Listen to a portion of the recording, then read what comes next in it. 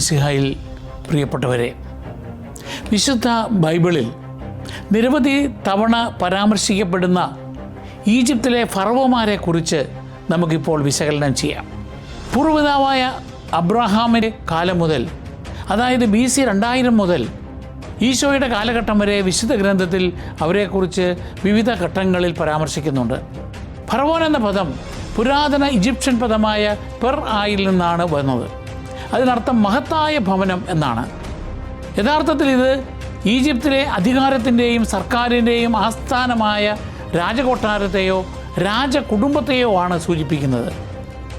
എന്നാൽ കാലക്രമേണ ഈ പദം വൈറ്റ് ഹൗസ് എന്നത് അമേരിക്കൻ പ്രസിഡന്റിനെ സൂചിപ്പിക്കുന്നത് പോലെ ഈജിപ്ഷ്യൻ രാജാവിനെ ഉദ്ദേശിച്ച് ഉപയോഗിച്ചു തുടങ്ങി. ഈജിപ്തുകാർക്ക് ഫറവോൻ അവരുടെ രാജാവും പ്രധാന പുരോഹിതനുമായിരുന്നു. തങ്ങളുടെ ദൈവങ്ങളുടെ ഭൗമിക രൂപമാണ് ഫറവോ എന്ന് അവർ വിശ്വസിച്ചു പോന്നു. ഒരു ദിവ്യ രാജാവ് എന്ന നിലയിൽ മനുഷ്യരൂപത്തിലുള്ള ഒരു ദൈവമായും ഭൂമിയിലെ ജീവിച്ചിരിക്കുന്ന ഹോറസായും മരണശേഷം മരണാനന്തര ജീവിതത്തിൻ്റെ നാഥനായ ഒസീറിസാകാൻ നിയുക്തനായ റായുടെ മകനായും അദ്ദേഹം ബഹുമാനിക്കപ്പെട്ടു. ഫറവോൻ യുഗം ഏകദേശം BC 3100 മുതൽ BC 30 വരെ നീളുന്നു.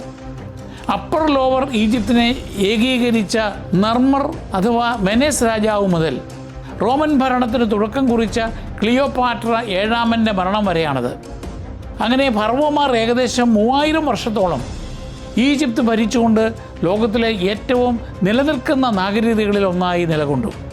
ഏകദേശം BC 2700 മുതൽ 1700 വരെ ഭരിച്ചിരുന്ന ഫറവോമാരുടെ കാലത്ത് നിർമ്മിച്ച പിരമിഡുകൾ അവരെ പ്രസിദ്ധരാക്കി.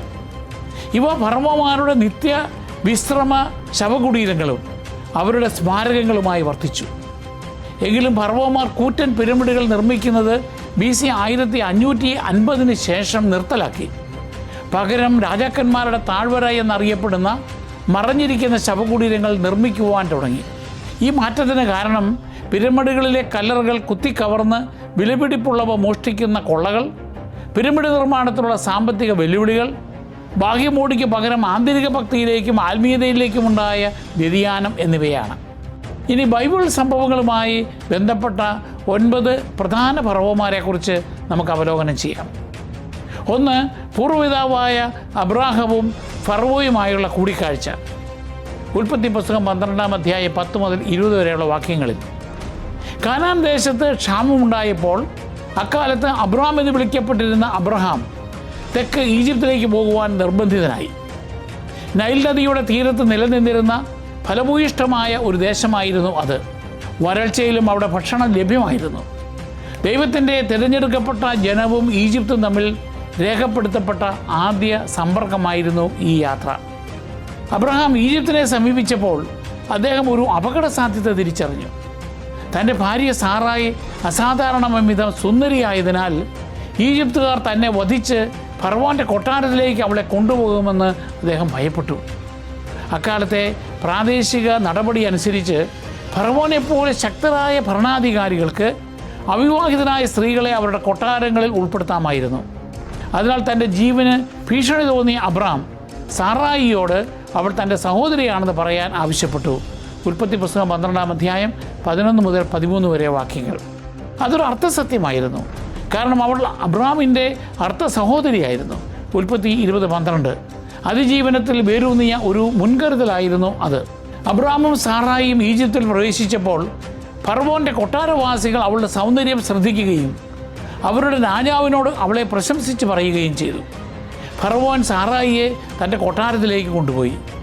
അവൾക്ക് വേണ്ടി അദ്ദേഹം അബ്രാമിനോട് ഔദാര്യപൂർവ്വം പെരുമാറിക്കൊണ്ട് ആടുകൾ, കാളകൾ, കഴുതകൾ, ദാസന്മാർ, ഒട്ടകങ്ങൾ എന്നിവ നൽകി. ഉൽപ്പത്തി 12-ാം അധ്യായം 14 മുതൽ 16 വരെ വാക്യങ്ങൾ. അബ്രാം സാറായിയുടെ സഹോദരനും സംരക്ഷകനുമാണെന്ന് അനുമാനിച്ചുകൊണ്ടുള്ള ഈ പ്രവൃത്തി പുരാതന രാജകീയ ഔദാര്യത്തെ പ്രതിഫലിപ്പിച്ചു. എങ്കിലും ദൈവം തൻ്റെ ഉടമ്പടി വാഗ്ദാനം സംരക്ഷിക്കുവാൻ ഇടപെട്ടു.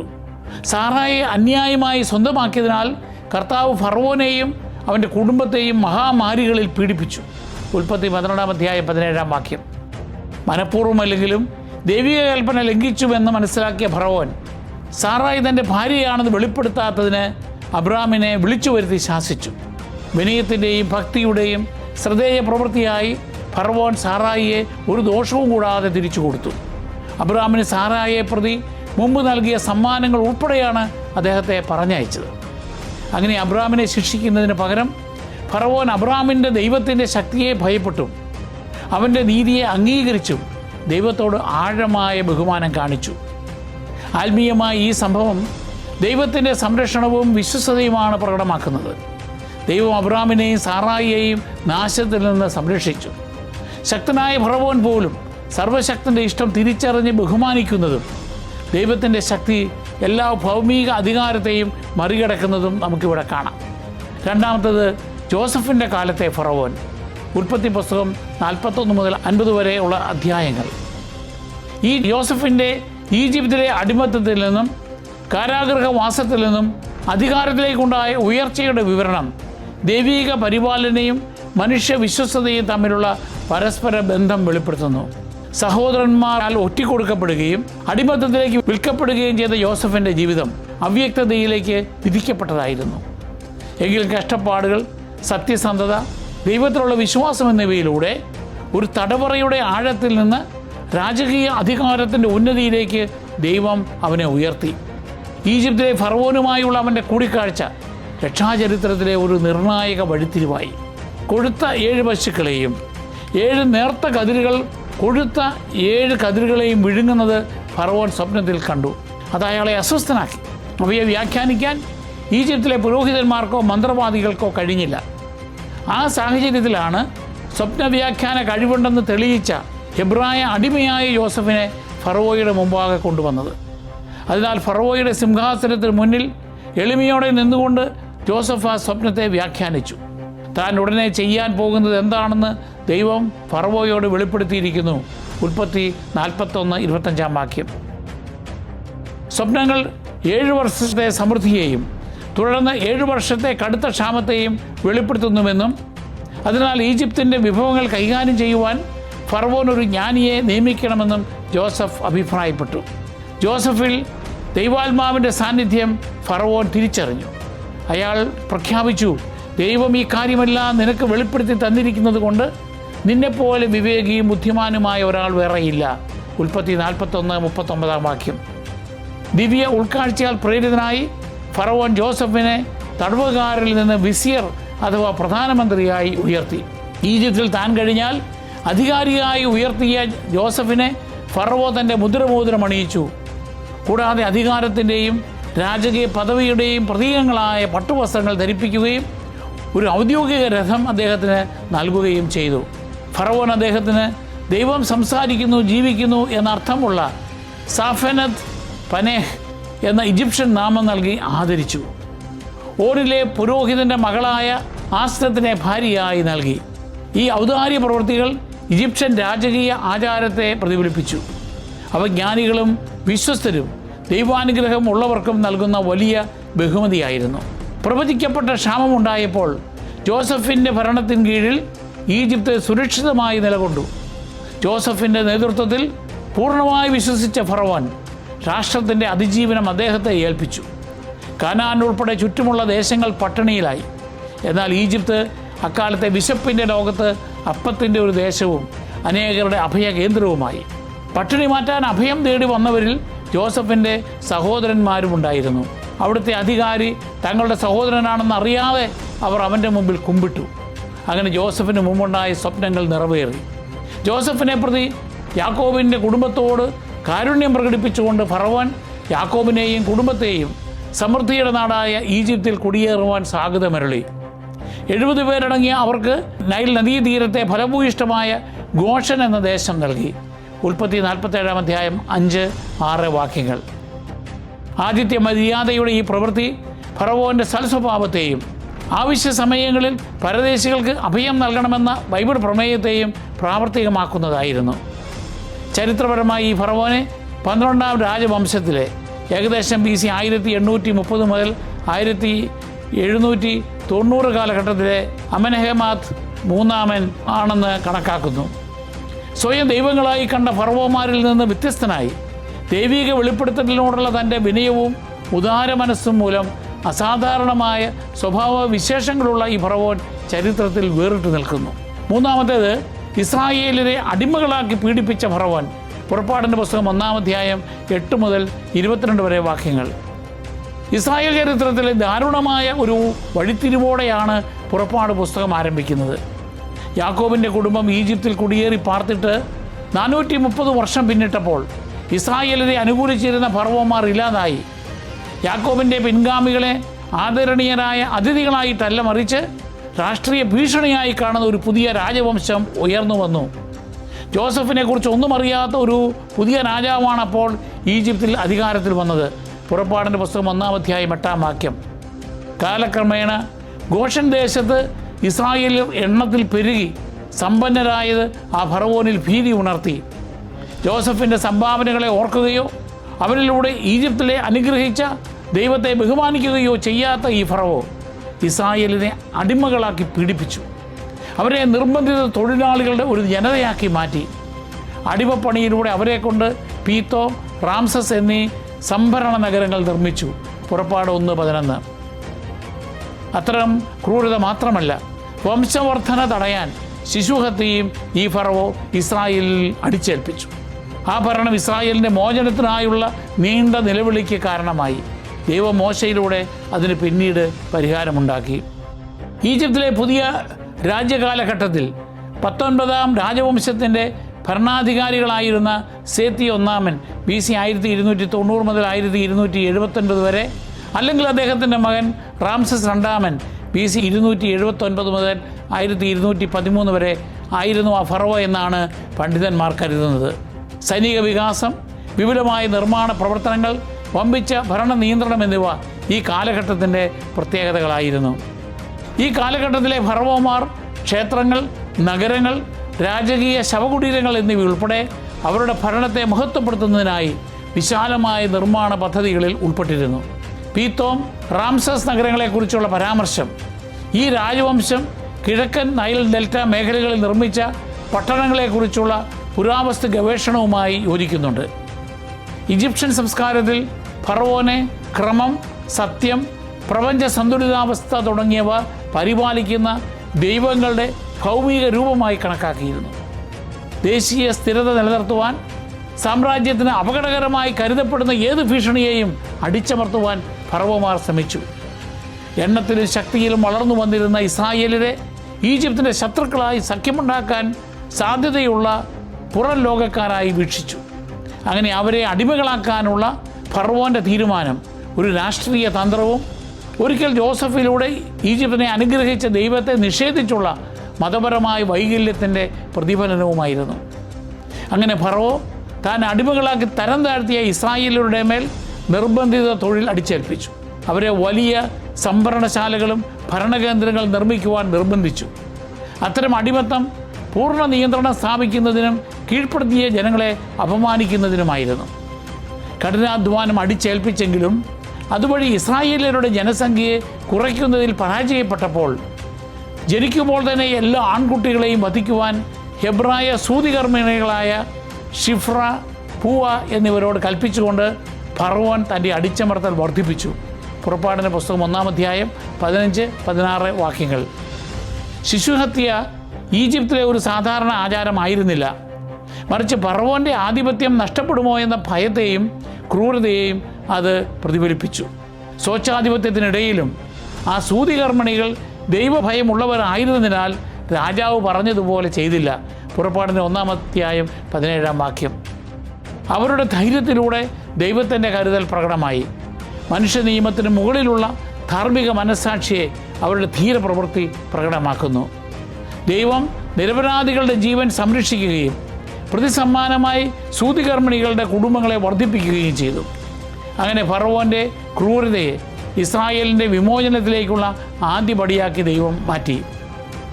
അഹങ്കാരത്തിൻ്റെയും അനീതിയുടെയും ആത്മീയ അന്ധതയുടെയും കാലാതീത പ്രതീകമായി അടിച്ചമർത്തലിൻ്റെ ആ ഫറവോൻ നിലകൊള്ളുന്നു.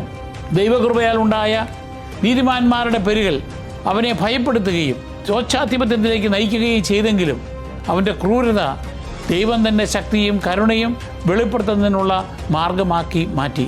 ദൈവജനത്തെ അടിച്ചമർത്തുവാൻ ഫറവോൻ എത്രത്തോളം ശ്രമിച്ചോ അത്രത്തോളം ദൈവത്തിൻ്റെ പദ്ധതി ശക്തി പ്രാപിച്ചു. കഷ്ടപ്പാടിൻ്റെ ചൂളയിൽ നിന്ന് നേതാവായ മോശയും വിമോചനത്തിൻ്റെ അത്ഭുതങ്ങളും ഉയർന്നു വന്നു. അങ്ങനെ അടിച്ചമർത്തലിൻ്റെ ഒരു യുഗമായി ആരംഭിച്ചത് വീണ്ടെടുക്കപ്പെട്ട ഒരു രാഷ്ട്രമെന്ന നിലയിൽ ഇസ്രായേലിൻ്റെ രൂപാന്തരീകരണത്തിന് നിമിത്തമായി. ഒരു മനുഷ്യശക്തിക്കും ദൈവത്തിൻ്റെ ഉദ്ദേശങ്ങളെ കെടുത്തിക്കളയുവാൻ കഴിയില്ലെന്നും തന്നിൽ ആശ്രയിക്കുന്നവരെ ദിവ്യനീതി എപ്പോഴും സംരക്ഷിക്കുമെന്നും ഈ സംഭവം നമ്മെ ഓർമ്മിപ്പിക്കുന്നു. നാലാമത്തേത് പുറപ്പാട് ഘട്ടത്തിലെ ഫറവോൻ. പുറപ്പാടിൻ്റെ പുസ്തകം 5 മുതൽ 14 വരെ അധ്യായങ്ങൾ. പുറപ്പാട് ഘട്ടത്തിലെ ഫറവോൻ മനുഷ്യൻ്റെ അഹങ്കാരത്തിൻ്റെ ഉന്നതിയെയും ദൈവത്തിൻ്റെ പരമാധികാര ഇച്ഛയെ ചെറുക്കുന്നതിൻ്റെ നിരർത്ഥകതയെയും വ്യക്തമാക്കുന്നു. ദൈവം അയച്ച മോശ എൻ്റെ ജനത്തെ വിട്ടയക്കുക എന്നാവശ്യപ്പെട്ടപ്പോൾ ഫറവോൻ അഹങ്കാരത്തോടെയും അവിശ്വാസത്തോടെയും പ്രതികരിച്ചു. ആരാണ് ഈ കർത്താവ്? അവൻ്റെ വാക്ക് കേട്ട് ഞാൻ എന്തിന് ഇസ്രായേൽക്കാരെ വിട്ടയക്കണം? ഞാൻ കർത്താവിനെ അറിയുന്നില്ല, ഇസ്രായേൽക്കാരെ വിട്ടയക്കുകയുമില്ല. പുറപ്പാടിൻ്റെ 5-ാം അധ്യായം 2-ാം വാക്യം.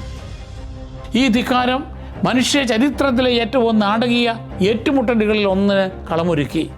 പരമോന്നത ദൈവവും സ്വയം പ്രഖ്യാപിത ദൈവരാജാവും തമ്മിലുള്ള മത്സരമായിരുന്നു അത്. ഓരോ ദിവ്യ അടയാളത്തിലും ഫറവോൻ്റെ ഹൃദയം കൂടുതൽ കഠിനമാകുകയും സമൃദ്ധിയിൽ കഴിഞ്ഞിരുന്ന ഈജിപ്തിനെ നാശത്തിലേക്ക് നയിക്കുകയും ചെയ്തു. അവൻ്റെ ശാഠ്യത്തിലൂടെ ദൈവം തൻ്റെ ശക്തി, നീതി, കരുണ എന്നിവ വെളിപ്പെടുത്തി. ഇസ്രായേലിനെ അടിമത്തത്തിൽ നിന്ന് മോചിപ്പിക്കുകയും തൻ്റെ നിയമപ്രകാരം തൻ്റെ ഉടമ്പടി ജനതയെ ഒരു സ്വതന്ത്ര രാഷ്ട്രമായി സ്ഥാപിക്കുകയും ചെയ്തു. പുറപ്പാടിലെ ഫറവോയെ പരമ്പരാഗതമായി BC 1279 മുതൽ 1213 വരെ ഈജിപ്തിനെ ഭരിച്ച റാമേസസ് രണ്ടാമൻ, അല്ലെങ്കിൽ അദ്ദേഹത്തിൻ്റെ പിൻഗാമിയായി BC 1213 മുതൽ 1203 വരെ ഭരിച്ച മെർനെപ്റ്റ് എന്ന് കണക്കാക്കുന്നു. ഇത് മഹത്തായ നേട്ടങ്ങളുടെയും സൈനിക ശക്തിയുടെയും സാമ്രാജ്യത്വ ശക്തിയുടെയും യുഗമായിരുന്നു. ഈ കാലഘട്ടത്തിലെ ഫറവോമാരെ രാജാവും മഹാപുരോഹിതരുമായും സമ്പൂർണ്ണ അധികാരം കൈവശം വെച്ച സൂര്യദേവനായ റായുടെ ദിവ്യപുത്രന്മാരുമായി കണക്കാക്കിയിരുന്നു. അവരുടെ വാക്ക് നിയമവും അവരുടെ പ്രതിച്ഛായ സാമ്രാജ്യത്തിൽ ഉടനീളം ആരാധിക്കപ്പെടുകയും ചെയ്തിരുന്നു. അടിമകളായ ഒരു ജനതയുടെ ദൈവത്തിന് കീഴടങ്ങുക അത്തരമൊരു ഭരണാധികാരിക്ക് അചിന്തനീയമായിരുന്നു. അങ്ങനെ ഇസ്രായേൽക്കാരെ വിട്ടയക്കുവാൻ ഫറവോ വിസമ്മതിച്ചതിന് രാഷ്ട്രീയ ശാഠ്യത്തെ മാത്രമല്ല, ഒരു അന്യദൈവത്തിനും തൻ്റെ ശക്തിയെ വെല്ലുവിളിക്കുവാൻ കഴിയില്ലെന്ന ആഴത്തിൽ വേരൂന്നിയ മതപരമായ ബോധ്യത്തെയും പ്രതിഫലിപ്പിച്ചു. മോശ ആദ്യമായി ഇസ്രായേലിയർക്ക് വേണ്ടി മധ്യസ്ഥത വഹിച്ചപ്പോൾ ഫറവോ അവരുടെ അധ്വാനം വർദ്ധിപ്പിക്കുകയാണ് ചെയ്തത്. പുറപ്പാട് 5-ാം അധ്യായം 6 മുതൽ 9 വരെയുള്ള വാക്യങ്ങൾ. അവർ അലസരാണ്, അതുകൊണ്ട് ഞങ്ങളുടെ ദൈവത്തിന് വെടിയർപ്പിക്കാൻ ഞങ്ങൾ പോകട്ടെ എന്ന് അവർ മുറവിളി കൂട്ടുന്നത് എന്ന ഫറവോയുടെ പ്രതികരണം അഹങ്കാരവും അനീതിയാലും അന്ധനായ ഒരു ഭരണാധികാരിയെ കാണിക്കുന്നു. തുടർന്ന് ദൈവം 10 ബാധകളുടെ ഒരു പരമ്പര ആരംഭിച്ചു. ഓരോന്നും ഈജിപ്തിലെ ദേവീദേവന്മാരെയും പ്രകൃതി ശക്തികളെയും നേരിട്ട് തോൽപ്പിച്ച് സത്യദൈവത്തിൻ്റെ മുമ്പാകെ അവരെ ശക്തിയില്ലാത്തവരായി തുറന്നു കാട്ടി. ഈജിപ്തിലെ ജീവിതത്തിനും ആരാധനയ്ക്കും നിമിത്തമായിരുന്ന നൈൽ നദി രക്തമായി മാറി. സൂര്യദേവനായ റാ അന്ധകാരത്തിൻ്റെ ബാധയാൽ ഇരുണ്ടുപോയി. ആദ്യജാതൻ്റെ മരണം ഫറവോൻ്റെ ദിവ്യവംശ പരമ്പരയുടെയും നവ്യ രാജ്യത്വത്തിനായുള്ള അവൻ്റെ അവകാശവാദത്തിൻ്റെയും കാതലിനെ തന്നെ ബാധിച്ചു. ഓരോ ബാധയ്ക്കും മുമ്പും മുന്നറിയിപ്പുണ്ടായിരുന്നിട്ടും ഫറവോയുടെ ഹൃദയം കഠിനമായി. അവൻ്റെ സ്വതന്ത്ര ഇച്ഛയ്ക്കും ദിവ്യവിധിക്കും ഇടയിലുള്ള ഒരു നിഗൂഢ ഇടപെടലായിരുന്നു അത്. ഹെബ്രായ ചിന്തയിൽ കഠിന ഹൃദയം, ആത്മീയ അന്ധത, അഹങ്കാരം, ധാർമ്മിക തളർച്ച എന്നിവയെ സൂചിപ്പിക്കുന്നു. ഫറവോനെ ആവർത്തിച്ചുള്ള വിസമ്മതങ്ങൾ കേവലം രാഷ്ട്രീയ ധിക്കാരത്തിൻ്റെ പ്രവൃത്തികളല്ല, മറിച്ച് ദൈവത്തിൻ്റെ വെളിപ്പെടുത്തലും കരുണയും തിരസ്കരിച്ച ആത്മീയ യുദ്ധമായിരുന്നു. ഫറവോയുടെ ആദ്യജാതൻ്റെ മരണശേഷം ഇസ്രായേലിനെ മോചിപ്പിച്ചെങ്കിലും ഫറവോ ധിക്കാര പ്രവൃത്തി തുടർന്നു. കോപത്തിലും അഹങ്കാരത്തിലും അതിമറന്നയാൽ ദൈവ നടപടിക്കെതിരെ നടപടിയുമായി ഇസ്രായേലിനെ ചെങ്കടലിലേക്ക് പിന്തുടർന്നു. അവിടെ ദൈവിക ഇടപെടൽ മൂലം കടൽ അത്ഭുതകരമായി ദൈവജനത്തിനായി പിളർന്നു മാറി. അവർ കടലിന് മധ്യേ ഉണങ്ങിയ നിലത്തുകൂടി സുരക്ഷിതമായി മറുകര കടന്നു. അതേസമയം ഫറവോനും അവൻ്റെ ശക്തമായ സൈന്യവും അവരെ പിന്തുടർന്നു. എന്നാൽ ഇസ്രായേലിയർ മറുകരയിൽ എത്തിയപ്പോൾ മോശ വീണ്ടും കൈനീട്ടി വെള്ളം ഫറവോനെയും അവൻ്റെ രഥങ്ങളെയും കുതിര പടയാളികളെയും വിഴുങ്ങിക്കളഞ്ഞു. ദൈവികനാണെന്ന് താനെന്ന് അവകാശപ്പെട്ട അഹങ്കാരിയായ രാജാവ് തിരമാലകൾക്ക് കീഴിൽ ദാരുണമായ അന്ത്യം നേരിട്ടു. ഒരു കാലത്ത് ഈജിപ്തിലെ ജീവൻ്റെ ഉറവിടമായിരുന്ന കടൽ അവരുടെ അഹങ്കാരത്തിൻ്റെ ശവകുടീരമായി മാറി. തുടർന്നുള്ള ശാന്തതയിൽ ഇസ്രായേൽ കർത്താവിൻ്റെ ശക്തി കാണുകയും സന്തോഷത്തോടെ മോശയുടെ ഗീതം ആലപിക്കുകയും ചെയ്തു. കർത്താവിൻ്റെ ശക്തിയും സംരക്ഷകനുമാകുന്നു, അവിടുന്ന് എനിക്ക് രക്ഷയായി ഭവിച്ചിരിക്കുന്നു. പുറപ്പാട് 15-ാം അധ്യായം 2-ാം വാക്യം. യുഗങ്ങളിലൂടെ പ്രതിധ്വനിക്കുന്ന വിജയത്തിൻ്റെയും വിശ്വാസത്തിൻ്റെയും ഒരു ഗാനമാണ് അത്. പെസഹായും ചെങ്കടൽ കടക്കലും ക്രിസ്തുവിനോട് പിന്നീടുണ്ടായ വിമോചനത്തിൻ്റെ മുന്നോടിയായി മാറി. ഇസ്രായേലിൻ്റെ ആദ്യജാതരെ രക്ഷിച്ച കുഞ്ഞാടുകളുടെ രക്തം പാപത്തിൻ്റെ അടിമത്തത്തിൽ നിന്ന് മനുഷ്യരാശിയെ രക്ഷിക്കുന്ന യഥാർത്ഥ പെസഹ കുഞ്ഞാടായ ക്രിസ്തുവിൻ്റെ രക്തത്തെ മുൻനിഴലാക്കുന്നു.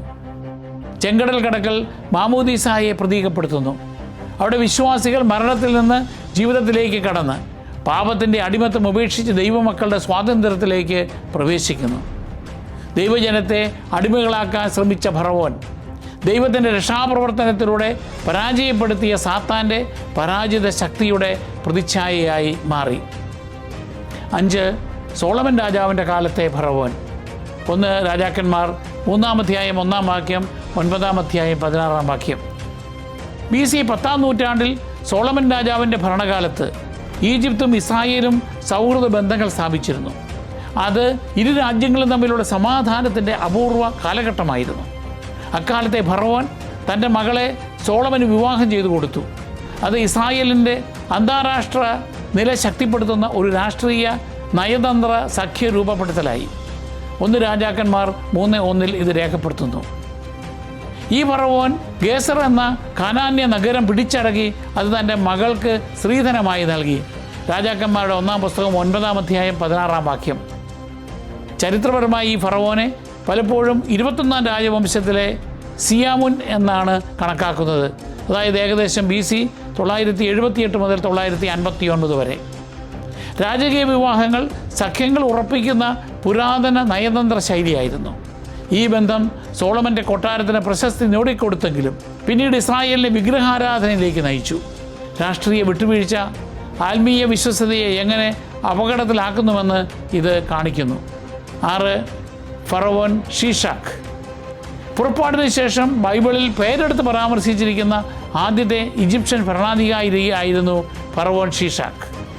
രാജാവായ സോളമൻ്റെ മകൻ റഹോബോവാമിൻ്റെ 5-ാം വർഷം ഷീഷാക്ക് യൂദയായെ ആക്രമിക്കുകയും ജെറൂസലം ദേവാലയം കൊള്ളയടിക്കുകയും സോളമൻ ദൈവത്തിന് സമർപ്പിച്ച നിധികൾ എടുത്തുകൊണ്ടു പോവുകയും ചെയ്തു. രാജാക്കന്മാരുടെ 1-ാം പുസ്തകം 14-ാം അധ്യായം 25-26 വാക്യങ്ങൾ. തൻ്റെ നിയമം ഉപേക്ഷിച്ചതിന് യൂദയായെ ഇകഴ്ത്തുമെന്ന ദൈവത്തിൻ്റെ മുന്നറിയിപ്പ് അദ്ദേഹത്തിൻ്റെ ആക്രമണം നിറവേറ്റി. 7 ഫറവോ നെക്കോ രണ്ടാമൻ. BC 610 മുതൽ 595 കാലഘട്ടത്തിലെ 26-ാം രാജവംശത്തിൽ ഈജിപ്ത് ഭരിച്ച ഫറവോ നെക്കോ രണ്ടാമൻ യൂദയ രാജ്യത്തിൻ്റെ അവസാന വർഷങ്ങളിൽ ഒരു പ്രധാന പങ്ക് വഹിച്ചു. ബാബിലോണിനെതിരെ അസീറിയയെ സഹായിക്കുവാൻ തൻ്റെ സൈന്യത്തെ വടക്കോട്ട് നയിക്കുന്നതിനിടയിൽ മെഗിദോയിൽ വെച്ച് യൂദയായുടെ ജോസിയ രാജാവ് അദ്ദേഹത്തെ നേരിട്ടു. അതിൽ ഇടപെടരുതെന്ന ഫറവോ നെക്കോയുടെ മുന്നറിയിപ്പ് അവഗണിച്ച ജോസിയ രാജാവ് കൊല്ലപ്പെട്ടു. രാജാക്കന്മാരുടെ 2-ാം പുസ്തകം 23-ാം അധ്യായം 29-ാം വാക്യം. പിന്നീട് നെക്കോ യൂദയ രാജ്യത്തെ ഈജിപ്തിൻ്റെ നിയന്ത്രണത്തിലാക്കി. ജോസിയായുടെ മകനായ യഹോവാഹാസിനെ സ്ഥാനഭ്രഷ്ടനാക്കി യഹോയാക്കീമിനെ ഒരു സമാന്തര രാജാവായി നിയമിച്ചു. രാജാക്കന്മാരുടെ 2-ാം പുസ്തകം 23-ാം അധ്യായം 33-34 വാക്യങ്ങൾ. ബൈബിളിൽ അവൻ്റെ പ്രവൃത്തികൾ യൂദയായുടെ പ്രവാസത്തിന് ഒരുക്കുന്നതിൽ ദൈവത്തിൻ്റെ പദ്ധതി നിറവേറ്റി. വിദേശ ഭരണാധികാരികൾക്ക് പോലും ദൈവിക പദ്ധതികൾ നിറവേറ്റുവാൻ കഴിയുമെന്ന് ഇത് കാണിക്കുന്നു. 8 ഫറവോ ഹോഫ്ര. ജെറേമിയ 44-ാം അധ്യായം 30-ാം വാക്യം. ഫറവോ നെക്കോ രണ്ടാമൻ്റെ പിൻഗാമിയായി ഫറവോ ഹോഫ്ര അഥവാ ആഫ്രീസ് 26-ാം രാജവംശകാലത്ത് ഈജിപ്ത് ഭരിച്ചു. BC 589 മുതൽ 570 വരെ. അദ്ദേഹത്തിൻ്റെ ഭരണകാലം യൂദയ രാജ്യത്തിൻ്റെ അവസാന ഘട്ടത്തിലും ബാബിലോണിയൻ പ്രവാസത്തിൻ്റെ ആരംഭത്തിലുമായിരുന്നു.